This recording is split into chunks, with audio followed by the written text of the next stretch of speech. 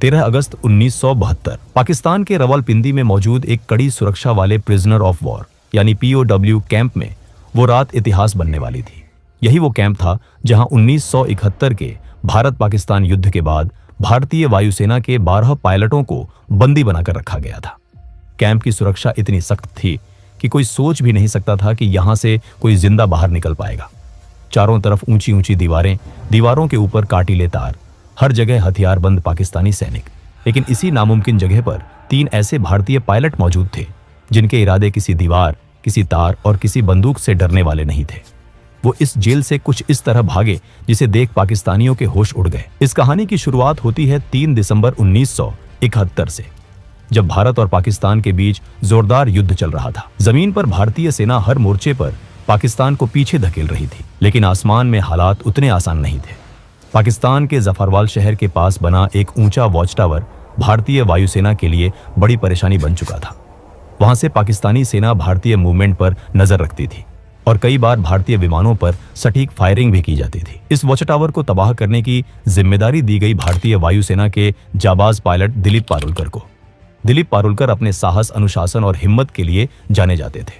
उन्हें पता था कि मिशन आसान नहीं है, लेकिन देश के लिए यह जोखिम उठाना जरूरी था। 10 दिसंबर 1971 को दिलीप पारुलकर अपने सुखोई 7 फाइटर जेट के साथ मिशन पर निकले। जैसे ही वो वॉच टावर के पास पहुंचे, पाकिस्तान की एंटी एयरक्राफ्ट गनों ने जबरदस्त फायरिंग शुरू कर दी।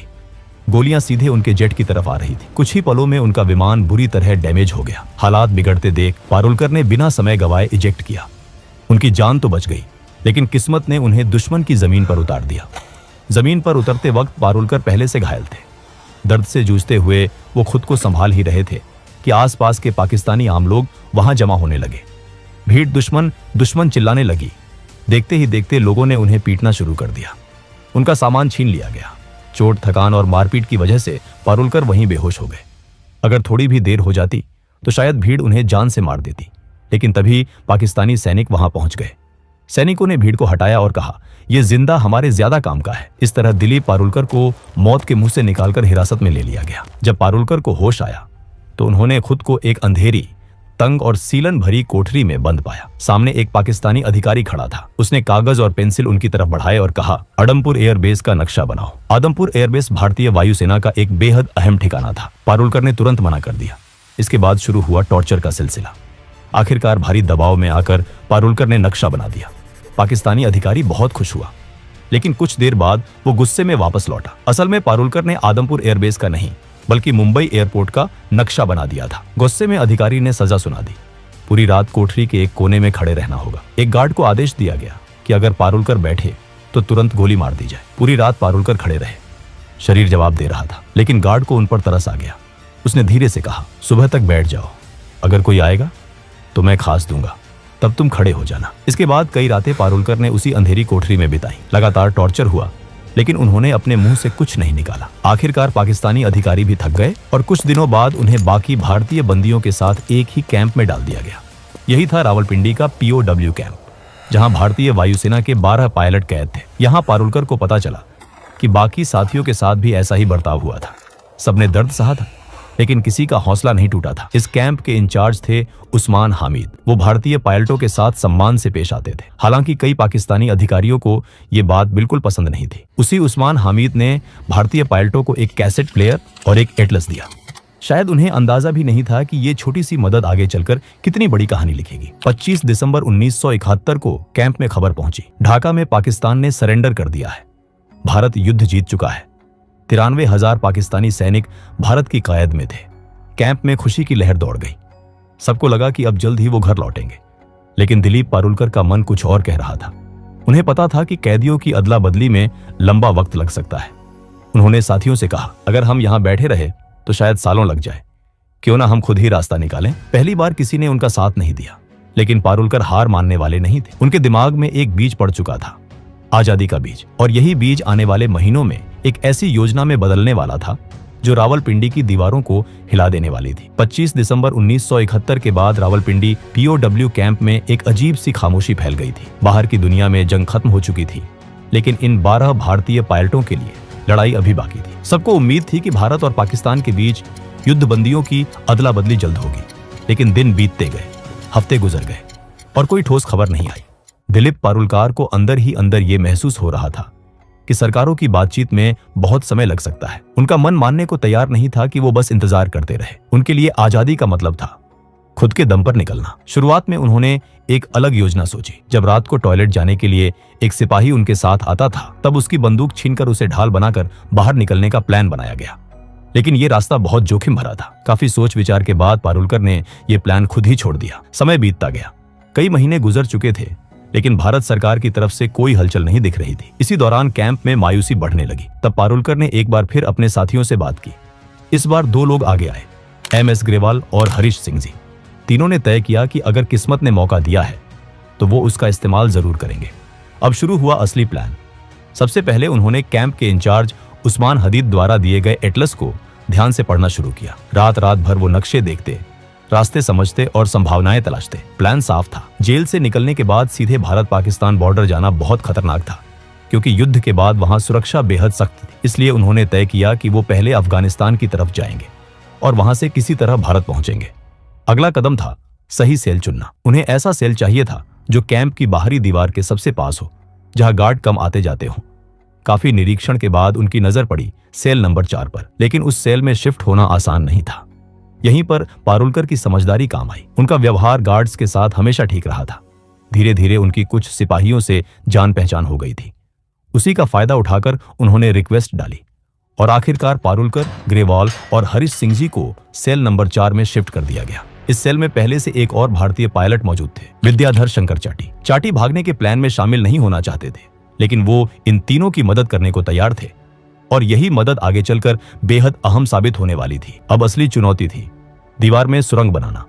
सेल की दीवार लगभग 18 इंच मोटी थी। बिना किसी औजार के इसे तोड़ना नामुमकिन था, लेकिन किस्मत एक बार फिर उनके साथ थी। किसी तरह उन्होंने एक कैंची और एक स्क्रू ड्राइवर चुरा लिया। हर रात ठीक 12 बजे से 1 बजे तक बेड के नीचे जाकर काम शुरू होता। एक आदमी दीवार कुरेदता, बाकी 3 पहरा देते।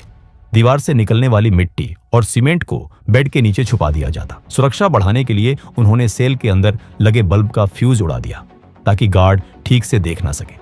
जेल में बल्ब बदलने की प्रक्रिया लंबी थी और इसका फायदा इन तीनों को मिला। एक रात खतरा बहुत करीब आ गया।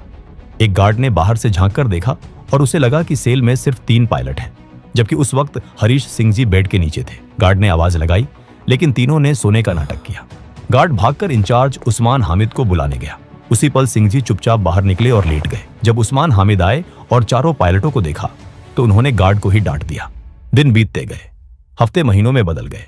दीवार की ईंटों से सीमेंट निकाला जाता, फिर ईंटों को वैसे ही वापस लगा दिया जाता। बाहर से देखने पर सब सामान्य लगता था। साथ ही उन्होंने भागने के बाद के लिए तैयारी शुरू कर दी। हर कैदी को हर महीने 57 रुपये मिलते थे। इन्हीं पैसों से तीनों ने ड्राई फ्रूट्स, कंडेंस्ड मिल्क और जरूरी सामान इकट्ठा किया। उन्हें पता था कि जेल से बाहर निकलने के बाद जिंदगी और भी कठिन होने वाली है। दिशा जानने के लिए उन्हें कंपास चाहिए था। उन्होंने कैसेट प्लेयर के मैग्नेट और कपड़े सिलने वाली सुई से जुगाड़ू कंपास बनाया। पारुलकर को घर से जो कपड़े मिले थे, उनसे जेल के टेलर को पैसे देकर तीनों के लिए पठानी सूट सिलवाए गए, ताकि बाहर निकलने के बाद वो आम लोगों में घुल मिल सके। धीरे धीरे दीवार का छेद इतना बड़ा हो गया कि एक इंसान उसमें से निकल सके। आखिरी परत, जो कि सिर्फ प्लास्टर था, उसे जानबूझकर छोड़ी गई ताकि भागने वाली रात उसे आसानी से तोड़ा जा सके। 13 अगस्त 1972 की रात रावलपिंडी POW कैंप के ऊपर काले बादल छाए हुए थे। तेज हवा चल रही थी और थोड़ी ही देर में मूसलाधार बारिश शुरू हो गई। यही वो रात थी जिसका इंतजार दिलीप पारुलकर, MS ग्रेवाल और हरीश सिंह जी महीनों से कर रहे थे। तीनों ने अपने पठानी सूट पहने, ड्राई फ्रूट्स, कंडेंस्ड मिल्क, जुगाड़ से बना कंपास और थोड़े पैसे अपने पास रखे। जाने से पहले उन्होंने अपने साथी विद्याधर शंकर चाटी को गले लगाया। अब आखिरी कदम बाकी था। पारुलकर ने दीवार की आखिरी परत को धीरे धीरे तोड़ा। बारिश की वजह से आवाज बाहर तक नहीं गई। एक एक करके तीनों उस संकरे छेद से बाहर निकल आए। बाहर आकर उन्होंने देखा दीवार के पास ही एक पाकिस्तानी गार्ड चारपाई पर सो रहा था। तीनों सीधे दीवार की तरफ भागे। कुछ कपड़ों को बांधकर उन्होंने रस्सी बनाई, उसे ऊपर फेंका और दीवार के काटीले तारों के पार अटका दिया। पहले पारुलकर, फिर ग्रेवाल और आखिर में हरीश सिंह जी दीवार फांदकर दूसरी तरफ उतर गए। अब वो जेल से बाहर थे, लेकिन असली लड़ाई अब शुरू होने वाली थी। तीनों तेजी से भागते हुए बस स्टैंड पहुंचे। किस्मत उनके साथ थी। उन्हें पेशावर जाने वाली बस मिल गई। पूरी रात सफर करने के बाद सुबह करीब 6 बजे वो पेशावर पहुंच गए। यहाँ सबसे बड़ा खतरा पहचान का था। अगर उनसे कलमा पढ़ने को कहा जाता या मेडिकल चेक होता तो तुरंत पकड़े जाते। इसलिए तीनों ने खुद को क्रिश्चियन बताने का फैसला किया। पेशावर से उन्होंने एक और लोकल बस ली और सुबह करीब 9:30 पर लंडी कोटल पहुंचे। उधर सुबह 11 बजे रावलपिंडी के वॉर कैंप में अचानक हड़कंप मच चुका था। पाकिस्तानी गार्ड्स को पता चल गया था कि तीनों भारतीय पायलट भाग चुके हैं। जब गार्ड्स उनके सेल में पहुंचे और दीवार में बना वो बड़ा सा सुराख देखा तो कुछ पल के लिए सब सन्न रह गए। किसी को यकीन ही नहीं हो रहा था कि इतनी कड़ी सुरक्षा के बावजूद ये नामुमकिन काम हो गया। गार्ड्स गुस्से से तमतमा उठे। उन्हें लगा कि अगर सीनियर अफसरों को सच्चाई पता चली तो सजा उन्हीं को मिलेगी। इसी गुस्से और डर में उन्होंने सोचा कि विद्याधर शंकर चाटी, जिन्होंने इन तीनों की मदद की थी, उन्हें गोली मार दी जाए। फिर सीनियर्स को यह बताया जाए कि चाटी भी भागने की कोशिश कर रहे थे, इसलिए मजबूरी में उन्हें मारना पड़ा। लेकिन सीनियर अफसरों को जल्दी ही साफ जानकारी मिल गई कि असल में कितने कैदी भागे हैं।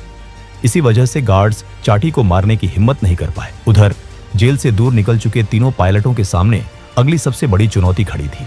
अब उन्हें अफगानिस्तान में दाखिल होने के लिए तोरखम बॉर्डर पार करना था, जो वहां से सिर्फ 5 किलोमीटर दूर था। दूरी कम थी, लेकिन सबसे बड़ी समस्या यह थी कि उन्हें रास्ता बिल्कुल नहीं पता था। उन्होंने अपने पास मौजूद एटलस में देखा कि तोरखम बॉर्डर के पास एक जगह दिखाई गई थी, लंडी खाना रेलवे स्टेशन। नक्शे के हिसाब से अगर वो वहां पहुंच जाते तो वहीं से होते हुए तोरखम बॉर्डर जाना आसान हो सकता था। लेकिन उन्हें यह नहीं पता था कि यह नक्शा बहुत पुराना था और लंडी खाना रेलवे स्टेशन 1932 में ही बंद हो चुका था। तीनों एक चाय की टपरी पर पहुंचे और वहां खड़े एक आदमी से पूछा, लंडी खाना कैसे जाए? ये सुनते ही आसपास के लोग उन्हें घूरने लगे। तभी एक आदमी आगे आया और सख्त लहजे में पूछा, तुम कौन हो, कहां से आ रहे हो और कहां जा रहे हो? पारुलकर ने जवाब दिया, हम पाकिस्तान एयरफोर्स के अफसर हैं, छुट्टी पर हैं और घूमने जा रहे हैं। दुर्भाग्य से वो आदमी तहसीलदार का क्लर्क था। उसे शक हो गया। उसने कहा, यहाँ इस नाम की कोई जगह नहीं है। भीड़ बढ़ने लगी।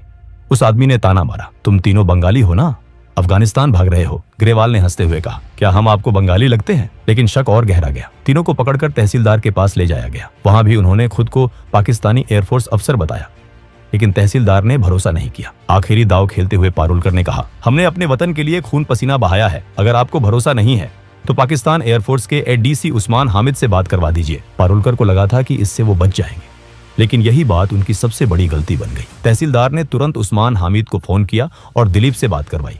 दिलीप को बात करनी ही पड़ी। इसी पल उस्मान हामिद को समझ आ गया कि तीनों वही भारतीय पायलट हैं जो रावलपिंडी कैंप से भागे हैं। उस्मान हामिद ने तहसीलदार से फोन पर कहा, ये हमारे लोग हैं, जब तक हमारे सिपाही वहां नहीं पहुंचते इन्हें सुरक्षित रखा जाए। कुछ घंटों बाद पाकिस्तानी सैनिक आए और तीनों को दोबारा रावलपिंडी ले जाया गया। उन्हें 30 दिन की सॉलिटरी कन्फाइनमेंट की सजा दी गई। इसके बाद सभी भारतीय पायलटों को रावलपिंडी से हटाकर फैसलाबाद की जेल भेज दिया गया, जहां 500 से ज्यादा भारतीय POWs रखे गए थे। इसी दौरान भारत और पाकिस्तान के बीच युद्ध बंदियों की अदला बदली पर बातचीत तेज हो गई। आखिरकार दिसंबर 1972 में पाकिस्तान के राष्ट्रपति जुल्फिकार अली भुट्टो ने सभी भारतीय युद्ध बंदियों को रिहा करने का ऐलान कर दिया। जब ये भारतीय जवान वागाह बॉर्डर से भारत लौटे तो वहां इंसानों का सैलाब उमड़ पड़ा। हजारों लोग तिरंगे लेकर खड़े थे। नारों की गूंज थी। सैनिकों की आंखों में आंसू और चेहरे पर गर्व था। ये कहानी सिर्फ एक जेल से भागने की नहीं थी, ये कहानी थी हौसले की। ये कहानी थी उस जज्बे की जो सलाखों के पीछे भी आजाद रहना जानता है। और रावलपिंडी की वो दीवारें आज भी शायद याद करती होंगी कि कभी 3 भारतीय पायलट उन्हें चकमा देकर निकल गए थे। दोस्तों, अगर वीडियो पसंद आया हो तो वीडियो को एक लाइक जरूर करें और चैनल को भी सब्सक्राइब जरूर करें। हम ऐसे ही वीडियो हर हफ्ते लाते रहेंगे। तब तक के लिए जय हिंद।